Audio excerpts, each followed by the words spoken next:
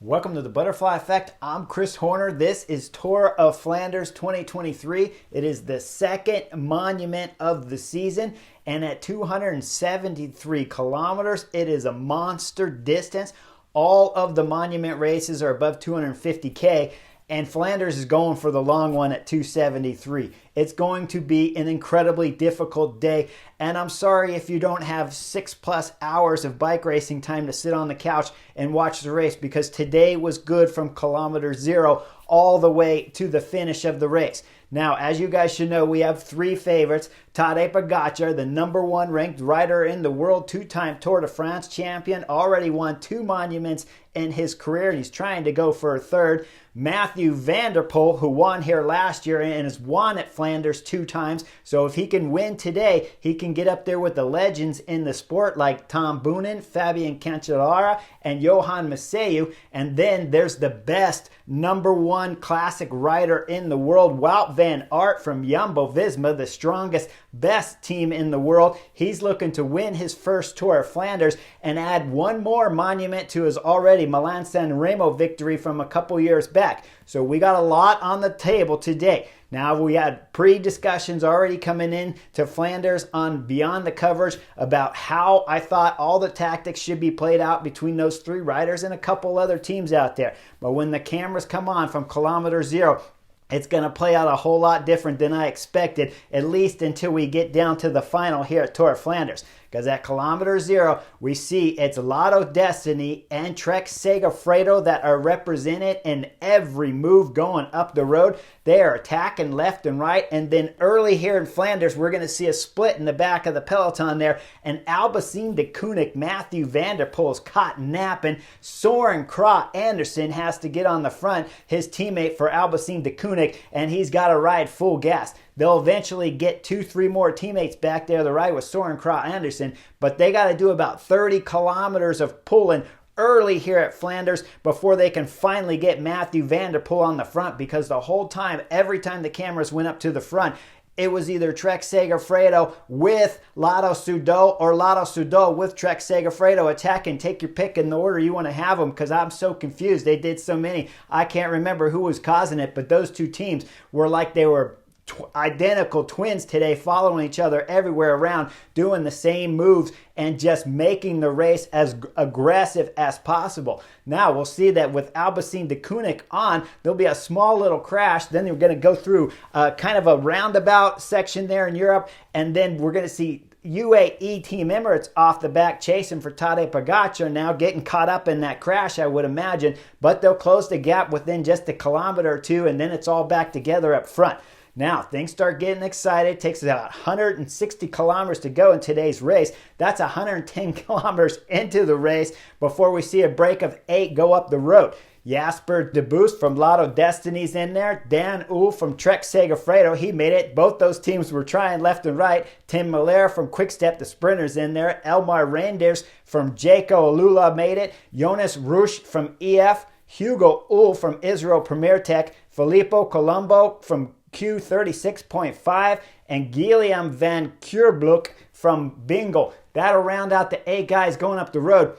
And remember, we're 110 kilometers into the race. It's been full gas for 2 hours at over 50 kilometers an hour average speed for the first 2 hours here at Flanders, and it's not going to ease up too much. Now we'll see with that group of 8 up there, we'll see a little tempo from UAE Team Emirates and from Jumbo-Visma. But then as we start getting into the climbs, we see a little more action come to the front with Jumbo-Visma on there for a short time. And then we're going to see a crash as it's curb to curb coming up the left side where the road was paved, but then the grass was there. We're going to see Philippe from Bahrain Victorious on the left side. He's going to realize the pavement's running out of room, and he's got the grass there, so he's going to go through the patch of grass, but it's all wet, deep, and muddy. You see him start to lose the front wheel. Somehow keeps the bike upright, but now it's turned going straight into UAE Team Emirates riders as he hits the UAE team, sends them into the center of the peloton, causes a massive amount of riders to crash. crash, 50, 60 riders going down. I saw Peter Sagan went down.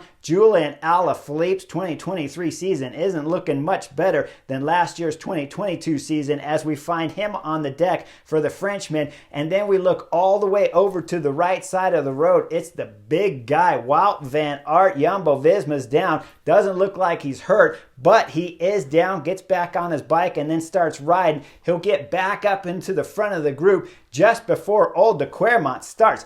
I don't know how Jumbo did it. It was only about 3 kilometers from the crash until all of a sudden we see Jumbo-Visma's Wout van Aert out there in the second row when we start old Kwaremont. So he did a fabulous job. Now we start getting a little deeper into the race. We're at about 110 kilometers to go, and all of a sudden we see the next attack. It's Mads Pedersen and Matteo Trentin from UAE Team Emirates. They get a little bit of a selection, then get brought back, and then at the top of the climb, it's Mads Pedersen and Matteo Trentin with a couple other guys that finally get a gap. When we look at the back of the picture, it's Tadej Pogacar that opens up the gap. We see Biniam Girmay right there and Wout van Aert right behind. So that means that Tadej Pogacar likes this move with Matteo Trentin up there in this group 11. Now the other guys up there, there's a ton of quality riders. This group looks spectacular, guys, because along with Matteo Trentin, we got Nathan van Hooijdonk from Jumbo-Visma, Benoit Cosnefroid from AG2R, Florian Vermeersch from Lotto Destiny. He had a teammate in the earlier move. Mads Pedersen, like I said, he's up there. Jonathan Narvaez from Ineos.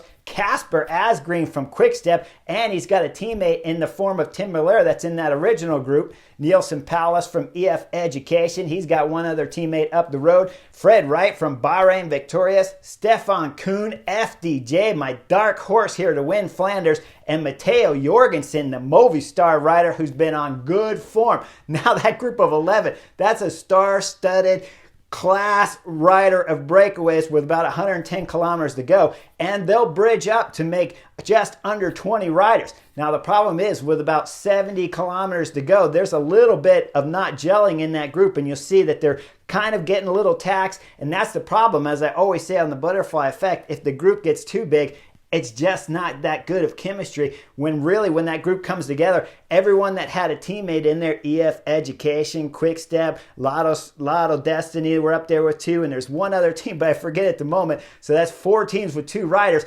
If those 4 teams just put one guy each on the team and just drill it till each one starts falling off the back, you could start to extend out that time. But of course, the chemistry's not quite there. Those teams don't want to just completely sacrifice, because you have the Jumbo-Visma rider, Nathan van Hooijdonk, sitting on, of course, because he wants to ride and save the legs for Wout van Aert, who's in the back group.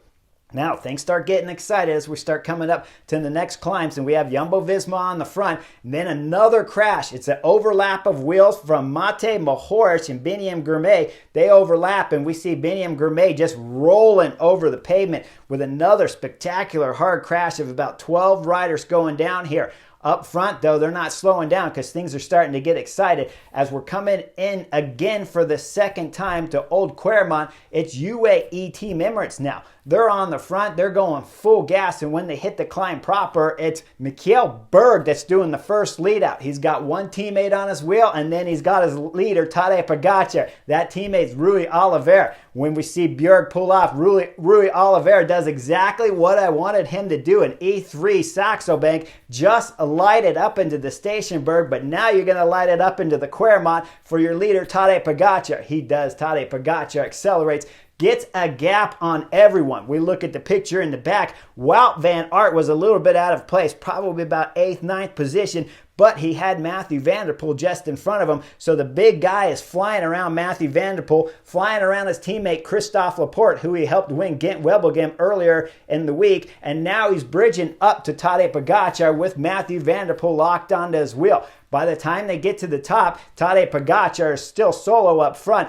But when you look behind, there's just a little bit of gap. Mathieu van der Poel, Wout van Aert, Christophe Laporte's there. Tom Pidcock's there with one teammate from Ineos, and they're riding the front. We got 5 guys chasing Tadej Pogacar, who's chasing the breakaway up front, as Tadej Pogacar was catching multiple riders getting dropped from the break coming up Old de Kwaremont, but he's still got a teammate, Matteo Trentin, up front. When I'm sitting on the couch, I'm thinking, man, Matteo Trentin, aren't you ready to drop out of the break and come back for Pogacar? No, he's not. He's still on the front pulling that group. Now behind, when we look at Tadej Pogacar, he gets on the radio and starts to slow, and then all of a sudden Christophe Laporte attacks out of that group behind and bridges up to Tadej Pogacar and starts working with the #1 ranked rider in the world with Wout van Aert behind. Now, you can understand a little bit the possibilities here of what Jumbo-Visma's thinking. They got a teammate up front with Tadej Pogacar. They got another teammate, Nathan Van Hooydonk, in that front group. Wout van Aert's back there with Tom Pidcock and Mathieu van der Poel, making them pull. But the only problem is, do you really want to let Tadej Pogacar get away? I would have preferred the tactic of staying back there with Wout van Aert and riding some tempo to bring back Tadej Pogacar, but I'm not Jumbo-Visma. Nobody's a knucklehead, but like I said, I don't like this move. Now, it will come back together on the next climb, and then Tadej Pogacar is going to accelerate. This will drop Tom Pidcock. It'll drop Christophe Laporte, and it's Mathieu van der Poel and Wout van Aert holding on to Tadej Pogacar's wheel.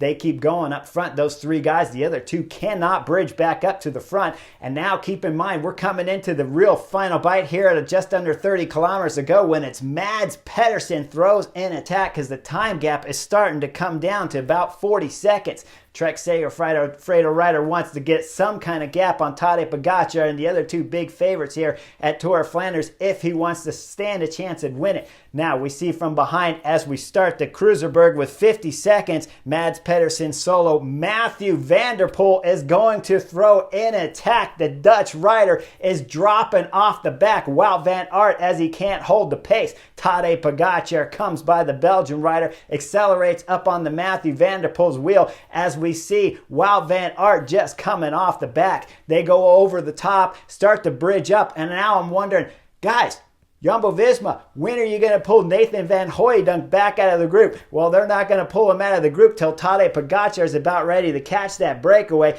And let me remind you guys, they have Matteo Trentin in that front group. So about the time that Nathan Van Hooydonk drops out of that break to help Wout van Aert 3 kilometers later after he'd gotten dropped, that's a little bit too late in my book. We'll see it's Matteo Trentin pulling at the same time that Wout van Aert's getting some help in the back from Nathan Van Hooydonk. But the problem is it's just one chasing one again, right? Well, we go into the next berg, the final time up Old de Kwaremont. We look at the front. All of a sudden, we know that with Wout van Aert, with Nathan Van Hooydonk pulling in front of him, Nathan Van Hooydonk looks over his shoulder, gives the little elbow. You could just barely see it in the picture over the shoulder of Wout van Aert. That means Wout van Aert has got to get going. Now we go up front, and why does Wout van Aert got to get going? Well, that's because Matteo Trentin's finished his work at the front too, and Tadej Pogacar, the Slovenian, is going to work again on Old de Kwaremont. Now, last year at Tour of Flanders, he attacked Mathieu van der Poel multiple times up this climb and could not get rid of the Dutch rider. But with this first big acceleration, Mathieu van der Poel's coming off the wheel along with anybody else that was in the vicinity of Tadej Pogacar's back wheel. The Slovenian's going solo up the road. Doesn't take him but till around halfway up the climb, and then he catches Mads Pedersen. Flies right by Mads Pedersen. Now he's solo here at Tour of Flanders with a shot of crossing the line without having to worry about sprinting if he can hold off Mathieu van der Poel behind. We'll see Mathieu van der Poel catch Mads Pedersen, fly by Mads Pedersen just by the top. When we get in the rollers, you see it's about a 12-14 second gap from Tadej Pogacar to Mathieu van der Poel, and then in the back Mads Pedersen. Wout van Aert was able to catch the remnants of the break. He's got some guys helping, but they're about 45 seconds back. I don't know if the big guy's going to pull it out because everybody working with him is tired, but they're all working together, trying to bring back everyone one at a time. Up front, the Slovenian, he's got one more climb to hit. As he hits the Paterberg, he'll go full hard on the pedals. Never lose any time at all to Mathieu van der Poel going up the cobble climb. Crest to top, head off to the left. Now it's a flat run, 12 kilometers all the way to the finish. Mathieu van der Poel, who's held off the group chasing behind, but has not been able to bring back any time on the Slovenian. Remember I told you guys throughout the preview here at Tour of Flanders, Mathieu van der Poel Vanderpool, you just got to stay with Tadej Pogacar. Well, he's got to bring him back now, and the gap's 15 seconds. With 10 kilometers to go, it's up to 20 seconds. 5 kilometers to go, it's up to 30 seconds. And now we know Tadej Pogacar, the Slovenian, is going to add another monument to his career of victories here at the Tour of Flanders. He'll go under 1 kilometer to go, still with an easy lead there on Matthew van der Poel, and start celebrating at about 400 meters to go. As he looks back over his shoulder, it's still clear, and then it's arms in the air. The Slovenian has successfully added another monument victory to his resume. Now, to go along with Lombardia and Liège-Bastogne-Liège, he's got Tour of Flanders. It's been a long time since we've seen somebody win the Tour de France 2 times and then come win Tour of Flanders, because I believe, if I remember right, it's only Eddie Merckx that's done it in the most recent times here in the professional peloton. Now behind, Matthew van der Poel will cross the line, head down below his shoulders, suffering here at Tour of Flanders.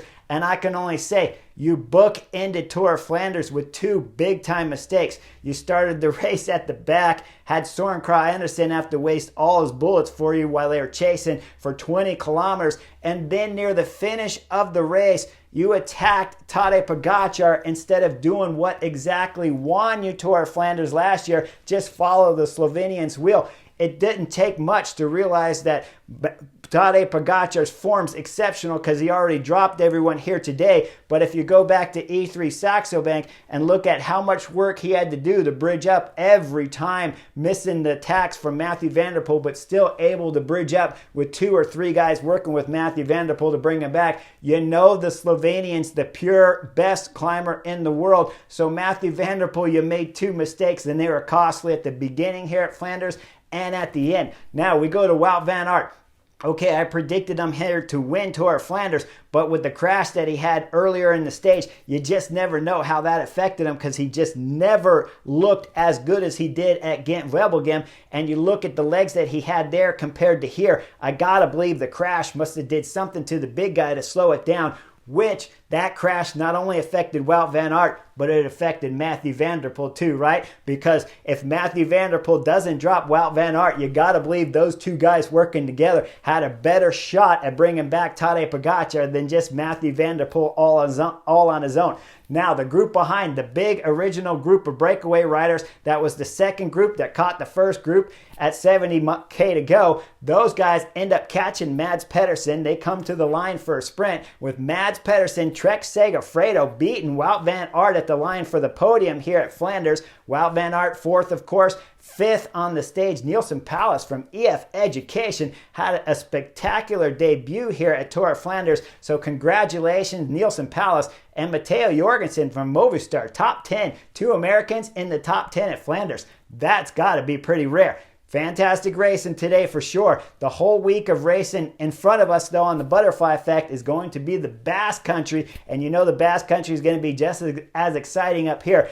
But we won't see the Slovenian Tadej Pogacar in the Basque Country. It's going to be Jonas Vingegaard from Jumbo-Visma that's going to try to deliver some dominating blows on all the competition down there in Spain after he took that beating from Tadej Pogacar at Paris-Nice earlier in the season. Going to be some big-time racing, and this time of the season is when all of the professional peloton are on their best form, whether up here at the Classics, down in Spain at the Basque Country, or when the Classic guys and the Basque Country meet up again for Amstel Gold, Flesch, and of course for LBL. This is going to be an exciting month of racing now, so make sure you guys like and subscribe to the Butterfly Effect, because I'm going to cover it all. See you guys real soon down in Spain.